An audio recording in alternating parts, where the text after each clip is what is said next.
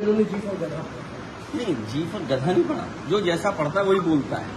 ये मुख्यमंत्री जी खुद ही कह रहे थे जी पर गधा पढ़ा रहे हैं, ये हमारे शब्द नहीं है। मैंने आपसे कहा कि हम पॉलिटिकल वर्क करें, पॉलिटिकल पार्टी के लोग, हम एक पॉलिटिकल मैसेज देने के लिए पढ़ा रहे हैं कि स्कूल खोले जाए, स्कूल शुरू किए जाए। आप स्कूल शुरू कर दीजिए, टीचर अपॉइंट कर दीजिए, प्रिंसिपल अपॉइंट कर दीजिए। आप क्यों नहीं अपॉइंट कर रहे हैं, स्कूल क्यों नहीं खोल रहे हैं? ये सरकार धोखा दे रही है, ये बचना चाहती है सरकार, ये पढ़ाई गरीबों की छीनना चाहती है। ये बाबा साहब भीमराव अम्बेडकर जी के संविधान के तहत जो हमें अधिकार मिला है पढ़ाई का, उस पढ़ाई को छीनने की साजिश है। समाजवादी लोग कभी कामयाब नहीं होने देंगे। हमारा आंदोलन भी चलेगा और सरकार बनेगी तो जो ये स्कूल बने हैं इससे बेहतर गरीबों के स्कूल बनाने का काम समाजवादी सरकार ने। देखिए, ये भारतीय जनता पार्टी का काम करने का तरीका है, फर्जी वोट बनवाना और वोटर लिस्ट में वोट बढ़वा देना, अपने वोट न कटने देना अगर बूथ पे नहीं है तो। मुझे अच्छी तरह याद है, छिबरामऊ की विधायक, उन्होंने अपने बूथ पर 200 से ज्यादा फर्जी वोट बनाए हुए थे।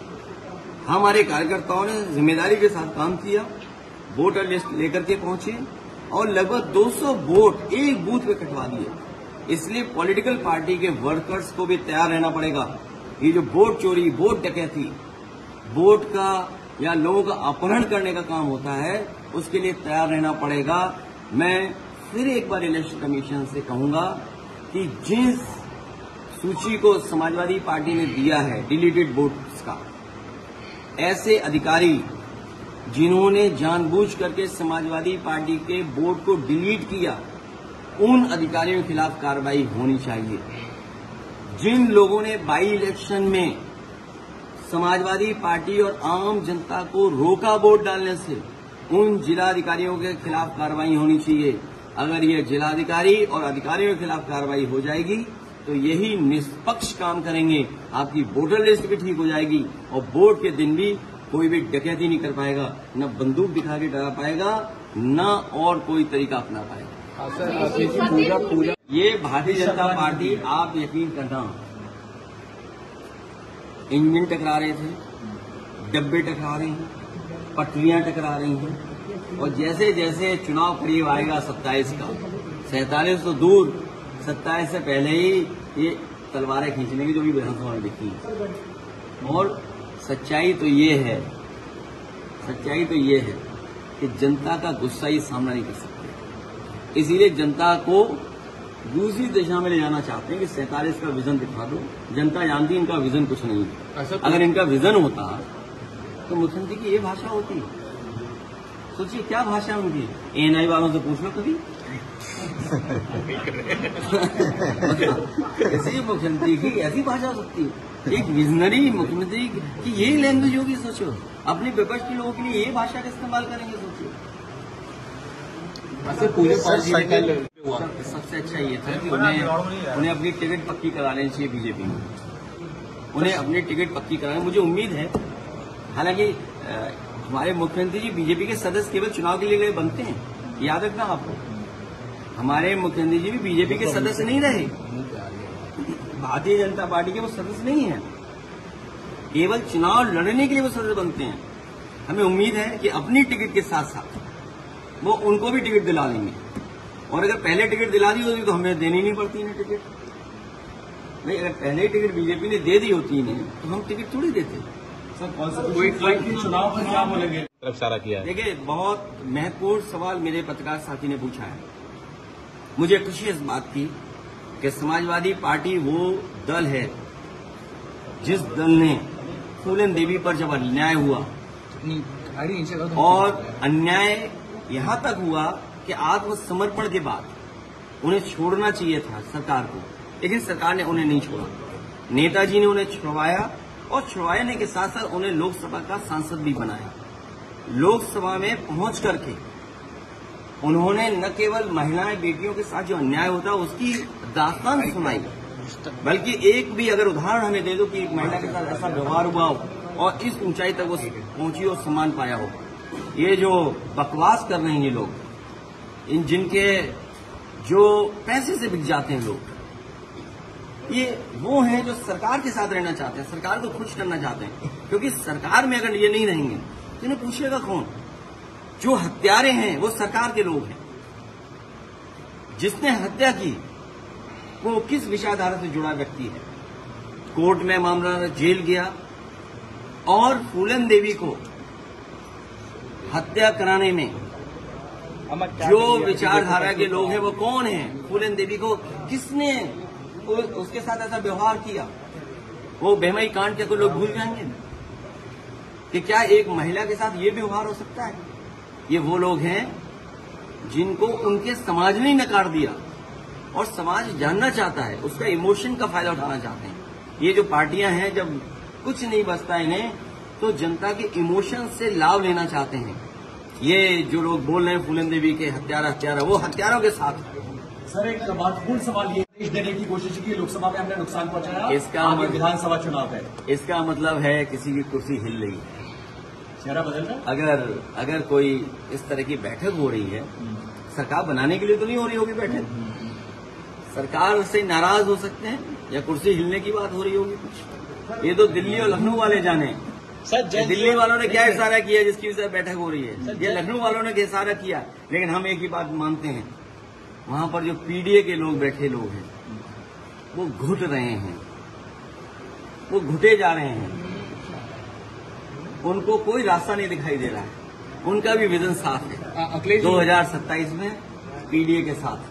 मुख्यमंत्री कह रहे हैं कि देखिए, पीडीए परिवार डेवलपमेंट अथॉरिटी, कितनी अच्छी बात है, कितनी अच्छी बात। माइक आईडी तो उठवाए जा रहे हैं, क्योंकि मुख्यमंत्री जी भी पीडीए के ही निकले हुए हैं। उदाहरण, इनके मामा अगर ना आए होते, अगर इनके मामा मठ में ना होते, मुझे नहीं पता कि किस कारण उत्तराखंड से यहां आए हैं। ये हमारे प्रवासी मुख्यमंत्री हैं, नेटिव प्लेस नहीं उनकी है, तो इसलिए उनसे बेहतर कौन समझेगा? क्योंकि मठ में जिस स्थान पर बैठे हैं, मैं तो लोकसभा में बाद में आया हूं, वो तो पहले कब्जा किए हैं। तो असली उदाहरण कोई है तो वो भी तो उदाहरण उसी के हैं। उनके मामा न होते तो शायद वो भी ना होते। और जहां तक पॉलिटिकल है, अरे चाचा हमारे साथ है, क्यों टेंशन ले रहे हो आप? न योगी जी को टेंशन लेनी चाहिए। सर, जल जीवन मिशन को लेकर बीवी ये कितना अच्छा बोले। अगर गौ माता श्राप देती है, अगर गौ माता श्राप देती है, सांड भी तो श्राप देगा भाई। केवल गौ माता थोड़ी श्राप देगी, गौ माता के साथ साथ सांड भी श्राप देगा। और मुख्यमंत्री जी को ये भरोसा दिलाना चाहिए कि जो लोगों की जान गई है, उनके परिवार के लोग श्राप किसको देंगे? उनके श्राप किसको मिलेगा? उनको सर भाई कोई ऐसा जगह बची है जिस जिले में सांड से, जानवर से टकराने से किसी की जान न गई हो? अभी अर्जुनगंज होकर के आप आए होंगे, सड़क चौड़ी हो रही, पुल बन रहा है, मरी माता का मंदिर भी अच्छा बन जाएगा। वहां पर कितनी जान गई थी? जान गई थी ना। मुख्यमंत्री जी के अपने एक अधिकारी की जान गई, सोचो, जानवर की वजह से। और मुख्यमंत्री जी को, या जो पाप हम पे पड़ने जा रहा है, हम पे तो नहीं पड़ेगा पाप पड़ेगा उन पर जिनकी वजह से, जिस सरकार की वजह से लोगों की जान गई है जानवरों के टकराने से, उन पर पक्का पाप पड़ेगा। सर, सुप्रीम कोर्ट में एक मामला चल रहा है, देश से एक बड़ा, जो सुप्रीम कोर्ट के तथ्य उन्होंने पेश किए। वैसे सबसे ज्यादा कुत्ते और कुत्ते रखने वाले तो बीजेपी वाले लोग हैं। हालांकि ऐसी बात नहीं कहनी चाहिए मुझे, लेकिन मैं देखता हूं कई बार बीजेपी के लोगों पर बहुत, मैं चाहूंगा कि बीजेपी के लोग जिस तरह गाय की सेवा कर रहे हैं, सांड की सेवा कभी कभी करते हैं, तो जो भी जानवर है, और अगर डॉग लवर्स हैं, अगर उनके कुछ इश्यूज हैं, उनको जरूर एड्रेस करना चाहिए।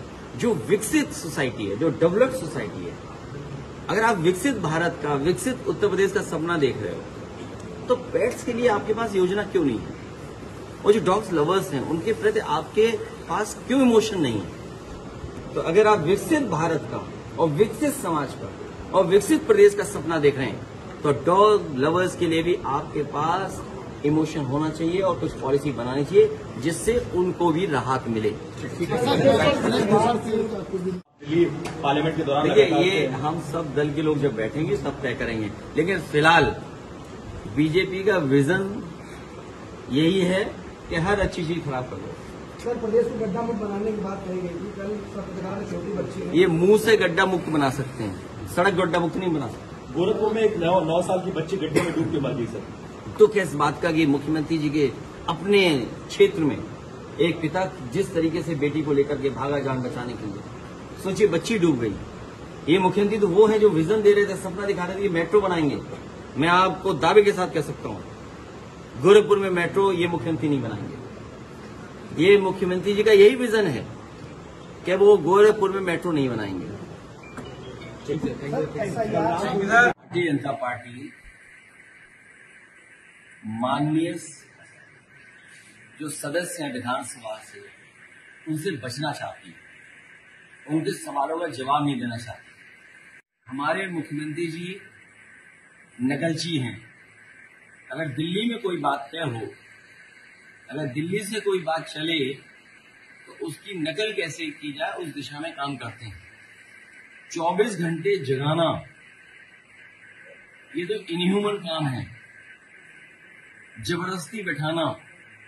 और मुझे जानकारी मिली है कि विपक्ष तो रहा मौजूद वहां, लेकिन सत्ता पक्ष के जहां सबको रहना चाहिए था, मंत्रियों को सबको व्यवस्थित रहना चाहिए, सदन में कोई नहीं रहा।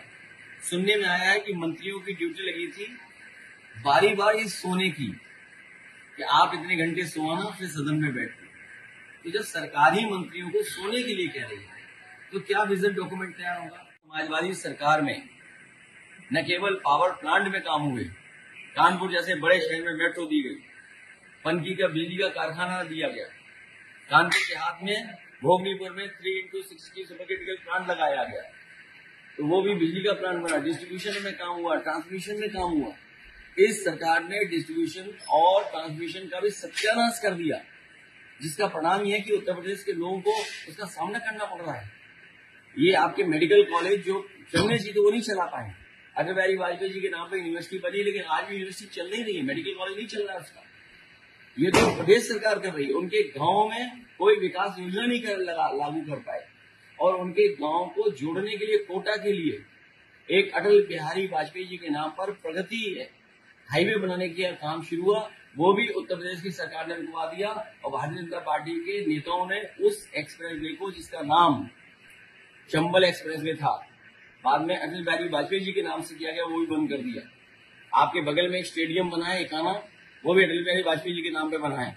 इस सरकार ने कोई दूसरा स्टेडियम नहीं बना पाया। आपके कैंसर स्टूडियो बना है, उसको नहीं चला पा रहे हैं।